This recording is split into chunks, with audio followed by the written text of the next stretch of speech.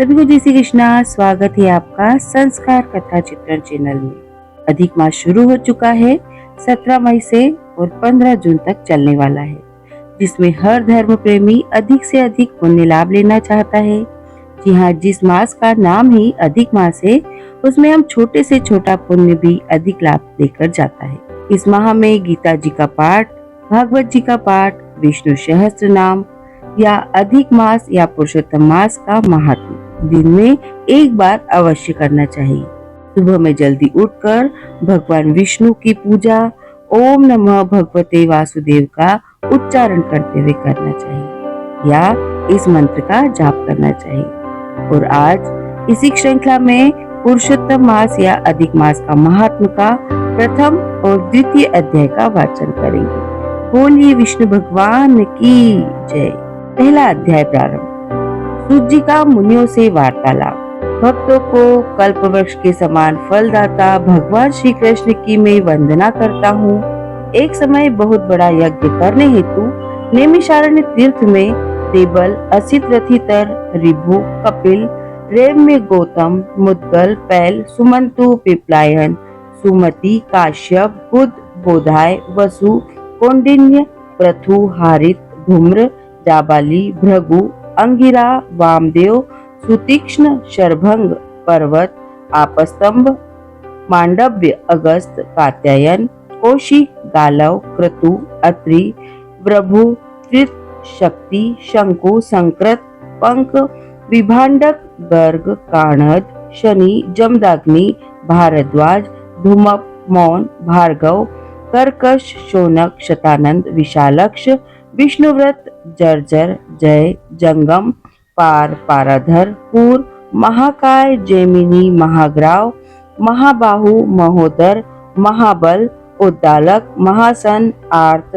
आमलक, प्रिया, ऊर्ध्वबाहु, ऊर्ध्वपाद, एकपाद, ऋभु, शांडिर, करुण, काल, केवल्य, कलाधर, श्वेतबाहु, रोमपाद, कक्तु, गलाग्नि, रुक्तक, श्वेताश्वतर, शरभंग, प्रतशवा, दूधर, उग्रशील, जलाशी, पिंगल आदि ब्रह्मनिष्ठ और वेद पाठी ऋषि अपने अपने शिष्यों सहित एकत्र हुए।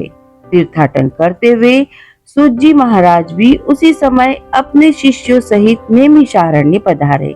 उन ऋषि मुनियों ने सूत जी को देखा तो सभी एक साथ आदर के साथ उठ खड़े हुए। मुनिगण हाथ जोड़कर बोले, हे सूत जी महाराज, आप चिरायु हो, आपके लिए यह मनोहर आसन है, इस पर आप विराजमान हो। सूत जी के सुख से विराजमान होने पर ऋषि मुनियों ने कहा, हे सूत जी महाराज, आप जिस कथा को सर्वश्रेष्ठ सागर रूप मानते हो, आप वह कथा हमें सुनाने की कृपा करें। ऋषि मुनियों के विनीत भाव से कहे गए इन वचनों को सुनकर सूत जी ने कहा, हे मुनिजनों, सुनिए। पहले पुष्कर तीर्थ गया, वहां स्नान कर देवताओं को, ऋषियों को और पितरों को तर्पण आदि से तृप्त किया। यमुना तट भी गया, फिर गंगा तट भी आया, फिर काशी होकर गया पहुंचा, वहां पितरों का श्राद्ध किया। वहां पर मैंने भगवान के महातेज से युक्त प्रतापी महामुनि श्री सुखदेव जी के दर्शन किए। महामुनि श्री सुखदेव जी को जब ऋषियों ने दूर से आते हुए देखा तो सब एक साथ हाथ को जोड़कर खड़े हो गए।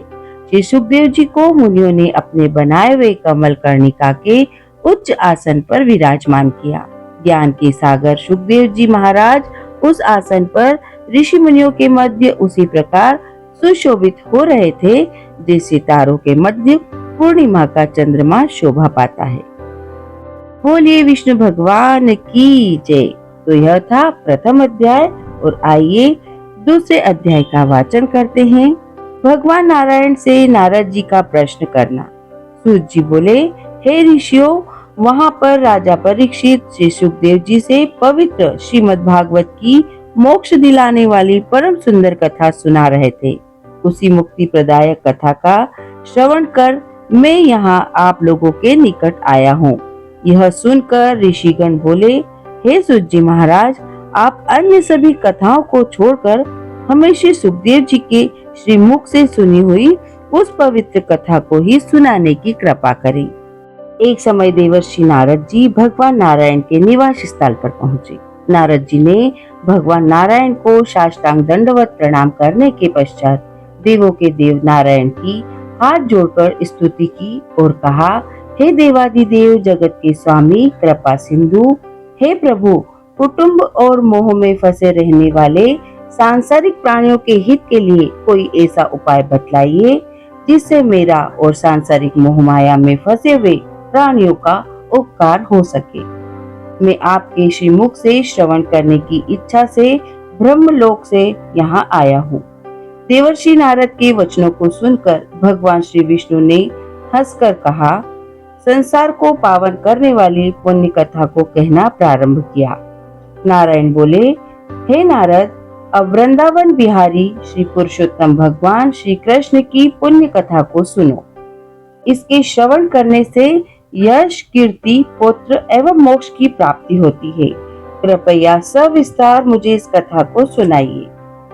सूत जी ने कहा, हे मुनिगणों, नारायण भगवान नारद जी के वचन सुनकर घड़ी भर मन को एकाग्र करने के पश्चात पुरुषोत्तम देव के विषय में बतलाने लगे। उन्होंने बताया कि पुरुषोत्तम नामक एक मास है जिसके स्वामी भगवान पुरुषोत्तम है। नारद जी बोले, मैंने स्वामियों सहित चैत्रादि मासों के महात्म को तो सुना है, किंतु हे प्रभु, यह पुरुषोत्तम मास कभी नहीं सुना।